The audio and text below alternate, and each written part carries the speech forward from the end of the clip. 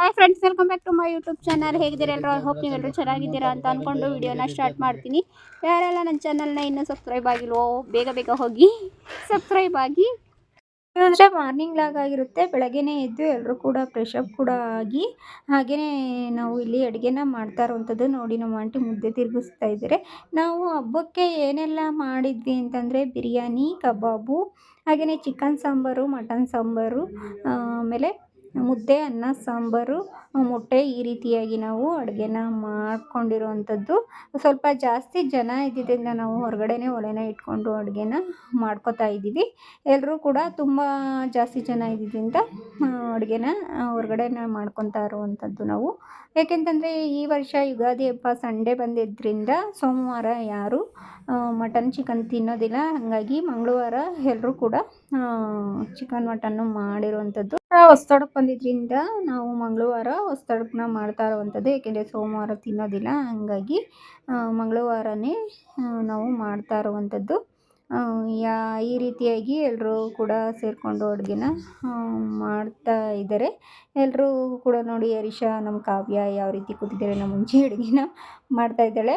ಹಾಗೆಯೇ ಊಟ ಎಲ್ಲ ಆದಮೇಲೆ ಮಧ್ಯಾಹ್ನ ಸ್ವಲ್ಪ ಜಾಸ್ತಿ ಬಿಸಿಲಿದ್ದರಿಂದ ನಿಂಬೆಹಣ್ಣು ಜ್ಯೂಸ್ ಕೂಡ ಇಲ್ಲಿ ಅವನು ಮಾಡ್ತಾ ಇದ್ದಾನೆ. ಇಲ್ಲಿ ಕೆಲವೊಂದು ಆಟಗಳು ಸಹ ಆಡ್ತಾಯಿದ್ರು ನೋಡಿ. ಇಲ್ಲಿ ಜ್ಯೂಸ್ ಕೂಡ ಮಾಡ್ತಾ ಇದ್ದಾನೆ. ಚಕ್ಕಬಾರ ಆಗಿರ್ಬೋದು, ಹಾಗೆಯೇ ಈ ಥರ ಮತ್ಸ್ಯ ಆಟ ಅಂತಂದರೆ ಹುಣಸೆ ಬೀಜದಲ್ಲೇ ಚಕ್ಕಬಾರ ಥರನೇ ಆಡೋದು. ಅದರಲ್ಲಿ ಎಷ್ಟು ಬೀಳುತ್ತೋ ಅಷ್ಟು ಸೋತೋರು ಗೆದ್ದವ್ರ ಹತ್ರ ಒದೆ ತಿನ್ನಬೇಕು. ಈ ಥರ ಆಟಗಳು ಸಹ ಇಲ್ಲಿ ಆಡ್ತಾ ಇದ್ರು. ಊರಿಗೆ ಹೋಗ್ತೀವಿ ಅಂತ ಅಂದ್ಬಿಟ್ಟು ಚಪ್ಪಲಿ ಬಚ್ಚಿಕೊಂಡು ಇವನು ಚಪ್ಪಲಿ ಕಳ್ಳ ಚಪ್ಪಲಿ ಬಚ್ಚಿಕ್ಬಿಟ್ಟು ಆಟ ಆಡಿಸ್ತಾವನಿ. ನಾವು ಇವತ್ತು 4 ಗಂಟೆ ಬಸ್ಸಿಗೆ ಊರಿಗೆ ಹೋಗೋಣ ಅಂತ ಹೊರಟಿದ್ವಿ. ನಮ್ಮ ಹರೀಶ ಬೆಳಗ್ಗೆಯಿಂದ ಹೋಗ್ತಾರೆ ಅಂತ ಗೊತ್ತಾಗ್ಬಿಟ್ಟು ಎಲ್ಲರೂ ಚಪ್ಪಲಿನೂ ಕೂಡ ಬಚ್ಚಿಕ್ಬಿಟ್ಟಿದ್ದಾನೆ. ನನ್ನ ಚಪ್ಪಲಿನ ಬೆಳಗ್ಗೆನೇ ಬಚ್ಚಿಟ್ಟವನೇ. ಎಷ್ಟು ಹುಡುಕಿದ್ರು ಸಿಕ್ಕಲಿಲ್ಲ, ಎಷ್ಟು ಕೇಳಿದ್ರು ಕೊಡ್ತಾ ಇಲ್ಲ ಅವನು. ಹಂಗಾಗಿ ಹೋಗ್ಲಿ ಪಾಪ ಅಂತ ಅಂದ್ಬಿಟ್ಟು ಇದ್ಬಿಟ್ಟು ಬೆಳಗಿನ ಜಾವ ಬಸ್ಸಿಗೆ ಹೋಗೋಣ ಅಂತ ಅಂದ್ಕೊಂಡು ಇಲ್ಲೇ ಉಳ್ಕೊಂಡಿದ್ದೀವಿ. ಆದರೆ ನಮ್ಮ ಮಿನಿಗೆ 10th ಎಕ್ಸಾಮ್ ಇರೋದ್ರಿಂದ ನಾಳೆ ಅದಕ್ಕೆ ಅವನ್ನ ಕಳಿಸ್ತಾ ಇದ್ದೀವಿ ಫ್ರೆಂಡ್ಸ್. ಅದಕ್ಕೆ ಈಗ ಬಸ್ ಹತ್ತೋಸಕ್ಕೆ ಬಂದಿದ್ದೀನಿ. ಬಾಯ್ ಒಂದೈತಿ ಅವನ್ನ ಬಸ್ ಹತ್ತೋಸಕ್ಕೆ ಒಂದೈತಿ ನೋಡಿ ಫ್ರೆಂಡ್ಸ್. ನಮ್ಮ ಸೋನು ಸಹ ಇಲ್ಲಿ ಬಸ್ ಹತ್ತೋಸಕ್ಕೆ ನಮ್ಮ ಹತ್ರನೇ ಬಂದಿದ್ದೀನಿ. ನಾವು ಹೋಗೋವರೆಗೂ ಹೋಗಲಿಲ್ಲ. ಸಾಂಬಾರು, ಚಿಕನ್ ಸಾಂಬಾರು ಎಲ್ಲ, ಮುದ್ದೆ, ಅನ್ನ, ಸಾಂಬಾರೆಲ್ಲ ತಗೊಂಡು ಹೋಗ್ತಾ ಇದ್ದೀನಿ. ಯಾಕೋ ಗೊತ್ತಿಲ್ಲ ಫ್ರೆಂಡ್ಸ್, ಇವತ್ತು ತುಂಬಾ ಬೇಜಾರು ಕೂಡ ಆಗ್ತಾ ಇದೆ. ಯಾಕೆಂದ್ರೆ ಇಲ್ಲ, ಊರಲ್ಲಿ ಬಂದಿದ್ದೆ, ಬೇಜಾರೇನು ಇಲ್ಲ, ಚೆನ್ನಾಗೇ ಇದ್ದೆ. ಯಾಕೋ ಸಂಜೆ ಆಗ್ತಾ 3 days ಕೂಡ ಮುಗಿತಾ ಬಂತು. ಹಾಲಿಡೇಸ್ ಕೂಡ ಮುಗಿತಾ ಇದೆ. ಬೆಳಗ್ಗೆ 5:30ಗೆ ಎದ್ದೊಳ್ಬೇಕು, ಕೆಲ್ಸಕ್ಕೆ ಹೋಗಬೇಕು. ನೋಡಿ ನಮ್ಮ ಕುಸುಮ ಯಾವ ಥರ ಡಿಸ್ಟರ್ಬ್ ಮಾಡ್ತಾಳೆ ಅಂತ. ಹಂಗಾಗಿ 5:30ಗೆ ಎದ್ದು ಹೋಗಬೇಕು. ನಿದ್ದೆ ಮಾಡೋಕ್ಕೂ ಆಗಲ್ಲ. ಹೋಗಿದ ತಕ್ಷಣ ನಾಷ್ಟ ಮಾಡಬೇಕು, ಮತ್ತು ಕೆಲ್ಸಕ್ಕೆ ಹೋಗಬೇಕು. ಹಂಗಾಗಿ ತುಂಬ ಬೇಜಾರಾಗ್ತಾ ಇದೆ. ಇನ್ನೂ 1-2 ದಿನ ರಜೆ ಇರಬೇಡ್ದಾಗಿತ್ತ ಅಂತಲೂ ಕೂಡ ಅನಿಸ್ತಾ ಇದೆ. ಇನ್ನೇನು ಮಾಡೋದು ಫ್ರೆಂಡ್ಸ್, ಹೋಗಲೇಬೇಕಲ್ವಾ. ಹಂಗಾಗಿ ಇನ್ನೇನು ಮಾಡೋದು, ಹೋಗಲೇಬೇಕಲ್ವಾ. ಹಂಗಾಗಿ ಹೋಗ್ತೀವಿ. ನೋಡಿ, ಇಲ್ಲಿ ಮರದಲ್ಲಿ ಕೊತ್ತಂಬರಿಕಾಯಿ ಸಹ ಇದ್ದಾವೆ. ಕಿತ್ಕೊಂಡು ಹೋಗೋಣ ಅಂತ ಅಂದ್ಕೊಂಡಿದ್ದೀವಿ. ಏಕೆಂತಂದರೆ ಕೊತ್ತಂಬರಿಕಾಯಲ್ಲಿ ತುಂಬ ಅಪರೂಪಕ್ಕೆ ಸಿಗೋಂಥದ್ದು. ಸಾಂಬಾರು ಮತ್ತು ಕಬಾಬ್ ಕೂಡ ಮಾಡ್ಬೋದು, ಬಿರಿಯಾನಿ ಕೂಡ ಮಾಡ್ಬೋದು. ತುಂಬಾ ಚೆನ್ನಾಗಿರುತ್ತೆ. ಹಾಗಾಗಿ ತೊಗೊಂಡೋಗೋಣ ಅಂತ ಅಂದ್ಕೊಂಡಿದ್ವಿ. ತೋಟದ ಓನರು ಏನಂತಾರೋ ಬೈತಾರೆ ಅಂತ ಭಯ ಆಗ್ತಾ ಇದೆ. ನೋಡೋಣ, ಬಸ್ಗೂ ಸಹ ವೆಯ್ಟ್ ಮಾಡ್ತಾ ಇದ್ದೀವಿ. ಅಷ್ಟರಲ್ಲೇನಾದರೂ ತೋಟದ ಓನರ್ ಬಂದರೆ ಕೇಳ್ಬಿಟ್ಟೆ ಇಸ್ಕೊಂಡು ಹೋಗೋಣ ಅಂತ ಅಂದ್ಕೊಂಡಿದ್ದೀವಿ. ಚಪ್ಪಲಿ ಎಲ್ಲ ಬಚ್ಚಿಟ್ಕೊಂಡು ಅವನೇ ಊರಿಗೆ ಹೋಗಕ್ಕೆ ಬಿಡ್ತಾ ಇಲ್ಲ. ಚಪ್ಪಲಿ ಎಲ್ಲ ಬಚ್ಚಿಟ್ಕೊಂಡು ನಮ್ಮನ್ನ ನಿಲ್ಲಿಸ್ಕೊಂಡವ್ರೆ. ಕೆಲಸ ಐತೆ ಅಂತ ಹೇಳಿದ್ರು ಕೇಳ್ತಾ ಇಲ್ಲ.